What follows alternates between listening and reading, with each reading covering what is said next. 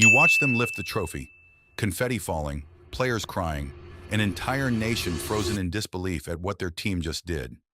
And somewhere in the back of your mind, a quiet thought. Why has that never been the United States?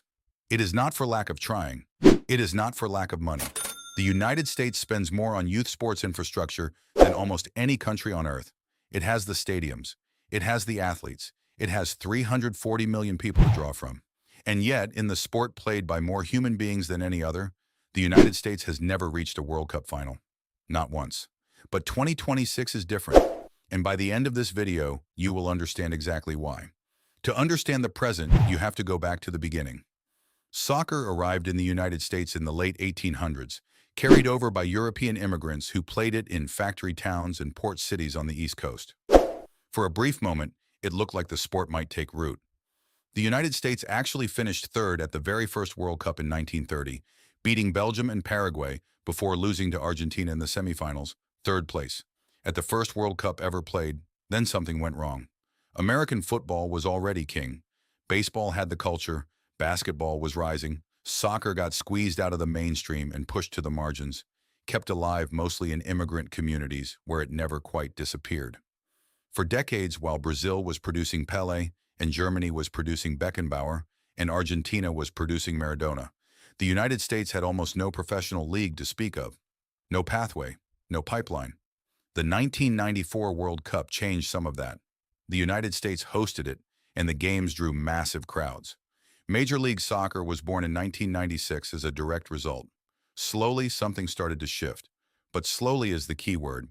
Here is the core problem that researchers and coaches have identified for decades. In countries where soccer dominates, the best athletes go into soccer. Full stop. In Brazil, in Spain, in Germany, in France, the most gifted 10-year-old in any given neighborhood is almost certainly playing soccer. It is the default sport. It is what everyone plays. It is what the culture points you toward. In the United States, that is not true. The best athletes in America have historically been steered toward football, basketball, and baseball. Soccer has competed for talent against sports with far more cultural gravity, far more media coverage, and far more financial reward. ESPN analyst and former USM-NT player Alexis Lalas has talked openly about this talent drain for years, describing it as one of the fundamental structural disadvantages the American program has always faced. There is also the pay-to-play problem. Unlike most of the world, where kids can join a local club for next to nothing, youth soccer in the United States has become extraordinarily expensive. Club fees, travel, equipment, coaching. Studies from the Aspen Institute's Sports and Society program have documented how this filters out enormous numbers of talented young players simply because their families cannot afford the system. The best soccer nations in the world find talent everywhere. The United States has historically found it only among families with disposable income. And then there is coaching.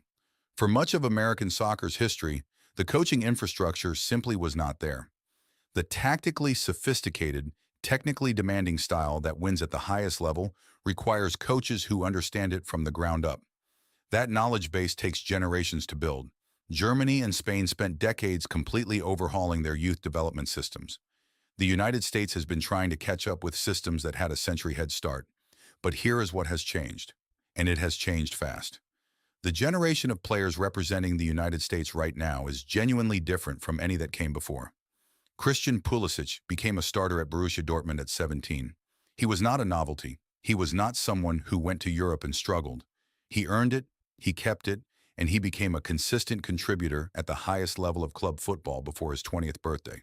Gio Reyna followed, then Weston McKennie, then Tyler Adams, who captained Leeds United in the Premier League, then Yunus Musah, playing in the top flight in Italy, then Folarin Balogun, who scored 16 goals in League One in a single season on loan.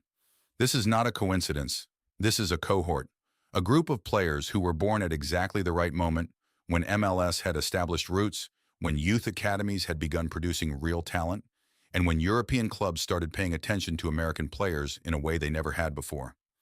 The difference between this generation and the 2006 team or the 2010 team is not small. It is categorical. Those were good players, occasionally very good players. This is something else.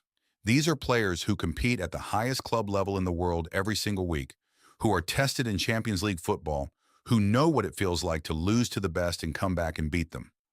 Greg Berhalter, the USMNT head coach through much of this cycle, has spoken frequently about the mentality shift this creates.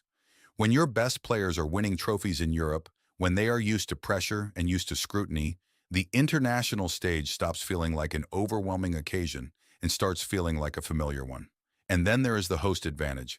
Academic research on World Cup outcomes is consistent on this point. Hosting nations advance further than their talent level alone would predict. A study published in the Journal of Sports Sciences examining every World Cup from 1930 to 2018 found that host nations performed significantly above their expected outcomes based on FIFA rankings, with home crowd support, absence of travel, and reduced psychological pressure all acting as measurable factors. The United States will not be playing in a foreign country in 2026. They will be playing in front of their own people, in stadiums they know, in time zones that do not destroy their sleep. That matters. It matters in ways that are hard to quantify, but impossible to ignore. The 2026 World Cup is also the first ever to feature 48 teams. More teams means a longer path for the favorites, more potential for upsets, and more chances for a host nation with genuine talent to string together the kind of run that changes history. Analysts at 538 projected the United States as a legitimate quarterfinal contender heading into 2026, with some models giving them a realistic path to the semifinals depending on the draw. That is not a courtesy projection. That is based on the quality of players currently in the squad and the structural advantages of hosting. None of this is guaranteed. The United States has been here before, in a smaller way. The 2002 World Cup saw them reach the quarterfinals, beating Portugal and Mexico before losing to Germany. The hope that moment generated faded. Progress came and went. But this feels different in a way that is not just emotion. It is evidence.